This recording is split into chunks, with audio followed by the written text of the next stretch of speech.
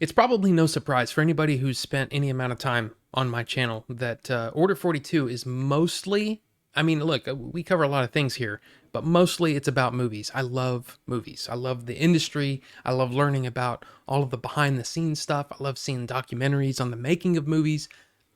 It's something I love. And in fact, Star Wars is been here my whole life. I think my first actual memory is watching Empire Strikes Back for the first time. So imagine my surprise when I hear that Disney Plus is releasing a documentary about Industrial Light and Magic, the effects house that was created by George Lucas for Star Wars, basically.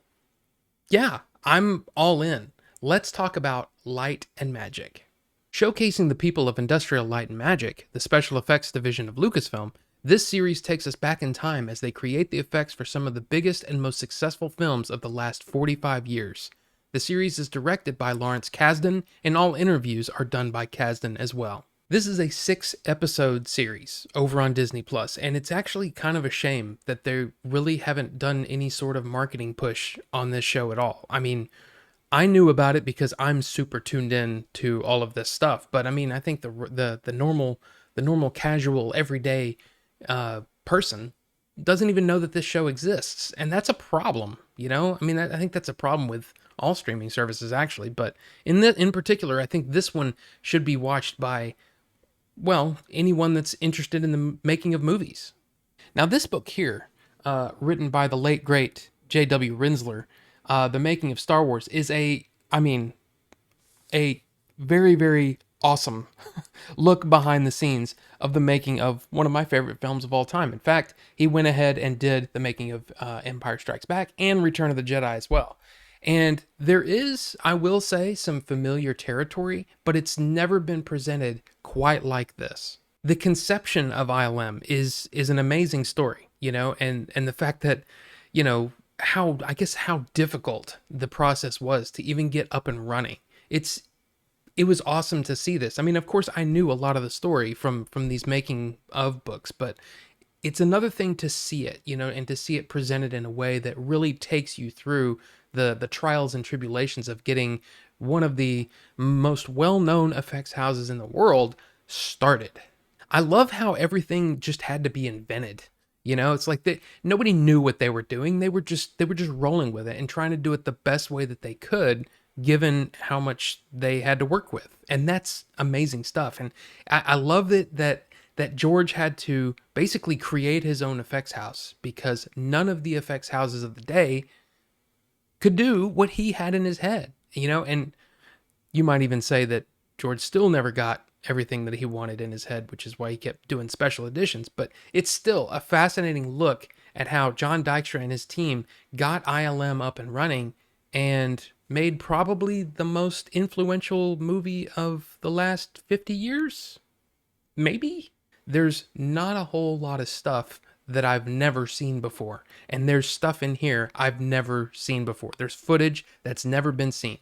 And I love that about this. It was just a joy for me to watch, especially those first 4 episodes were just, beautiful stuff. I don't want to give away a lot of the things that they show off, okay, because I think it's worth it for any fan to be able to watch this. But I mean, the idea that George Lucas actually finished the script based off of Ralph McQuarrie's paintings, that it actually inspired him to keep writing, that's kind of awesome. And I didn't really realize that it was something that it helped the process of writing, being able to visualize it. And then, that I guess that little spark goes off and you shoot off in this new direction. And also being able to see a little clip, a little snippet of the rough cut of Star Wars where, none of the effects are really in there, but you see these World War II bombers in the place of X-Wings and Y-Wings. And I mean, it's really, really cool to see this stuff. Even going back to From Star Wars to Jedi, The Making of a Saga, which was on repeat, in my youth, I used to watch that documentary all the time.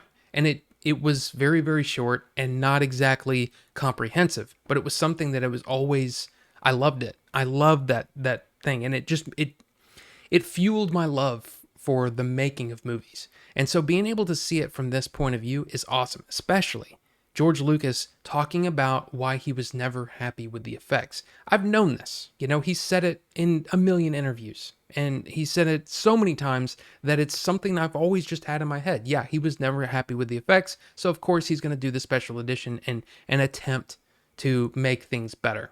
But it's the first time that I actually got to see the reaction on his face as he's being shown these dailies, and he's just kind of going, you can see he's not thrilled.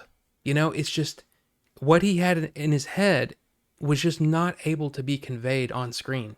And it's the first time where I actually felt that understanding, I guess. One of my favorite things about this show is they don't shy away from the problems and the I guess the idea that there were disagreements, that there were, people were yelling at each other, and things were not always, the best, right? Especially between like John Dykstra and George Lucas. I mean, there was definitely some butting heads there, and it's cool to see that they didn't shy away from that they actually drew attention to it and showed many different points of view. I think that was really well done.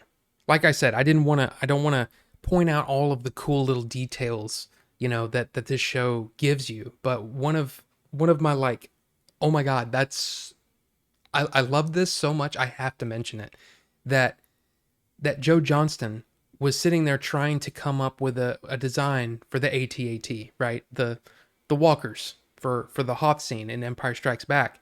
And he ran across a Sid Mead drawing in a U.S. Steel, basically conceptual book that U.S. Steel would send out. And he was inspired by a Sid Mead painting. And if you don't know who Sid Mead is, Sid Mead he's kind of like a conceptual artist and a futurist. And he was tapped by Ridley Scott to do a lot of the design work for the original Blade Runner. I love this stuff. It's amazing how all of this stuff ties together, and some of my favorite movies are basically shown here, and I get to see how things were made. I love it. I love it so much. And it's not just Star Wars. That's the thing. I guess the first episode and a half, really kind of ties into a lot of the stuff about the original crew at ILM, and they're talking about the making of Star Wars, and then going on to Empire, and then in between Empire and Return of the Jedi, things started to happen. They started to do effects for other movies, for other friends of Lucasfilm, like Steven Spielberg, of course. And then it starts to roll, and you get to see a lot of how did they do this, of some of the biggest, most influential movies of the 80s and then into the 90s. All the way through Jurassic Park, and then all the way through to The Mandalorian. Star Wars Explained said that if you're a Star Wars fan, you must watch this. I want to go a little bit further. I love Star Wars Explained, okay? But look, I think if you're a fan of movies, if you're a fan of effects, and if you're a fan of the behind-the-scenes stuff on movies, you simply must watch this. It is so great, and look, I guarantee you're going to find at least 5 movies that are covered in this that you go, I didn't know that's how they did that. That's awesome. I love it. And Steve Spaz Williams, one of the artists who brought the dinosaurs to life in Jurassic Park, he said something that I think is pretty awesome. And I think it should be, we should remember this. He said, if you believe in something, there's nothing worse than not trying. I like that. So, Light and Magic, did you even know that this show existed? And if you did, have you watched it? What did you think of it? Let me know down below, and we will talk about it, because this is one of those things that I love it, man. I love Light and Magic so much. I kind of want one for sound now. Let's do a 6-episode series on Ben Burtt and his creation of the sounds for Star Wars and all of these other movies. I'd love to see that. But anyway, thank you all so much for watching, and we'll see you on the next one.